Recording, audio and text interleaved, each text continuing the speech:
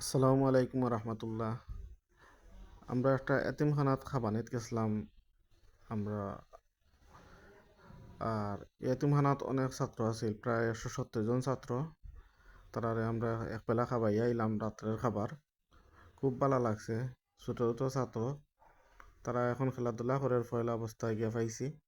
পরে আমরা তারা খতম একটা পড়াইছি, কোরআনে খতম। তারপর সব কিছু রান্না হইলো। এরপরে দোয়া দুরুদ হইল, সব কিছু শেষ হইল। আমরা সব কিছু শেষ করিয়া আইছি, তারারে খাবাইয়া আইছি। খুব ভালো লাগছে। তারা ছোট ছোট বাচ্চারা যে খানি পাইছে, তারা খুব খুশি হয়েছে। আন্তরিকতার সাথে তারা আমরা লাগি দোয়া করছে। আর হুজুর সকলও খুব খুশি হয়েছেন এগুলো খানি তৈরি করার। তারপরে এখানে মুরগ কাটা চলে এখন। আর সব কিছু মোটামুটি রেডি হয়ে গেছে। ভিতরে পেঁয়াজ পেঁয়াজ কাটা চলের। আলহামদুলিল্লাহ, আমরা যথেষ্ট পরিমাণ খাবার লইয়া গেছি। কোনো কিছু কম হইছে না, সব কিছু ঠিক আছে আলহামদুলিল্লাহ। এখানে ভাত রান্ধা হয়ে গেছে।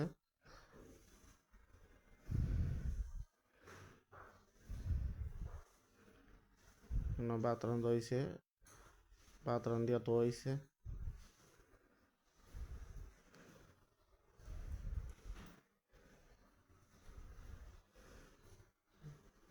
তারপর চুলার উপরে এখনো আলু আর মুরগি মুরগি দিয়ে আলু দিয়ে রান্না চলের।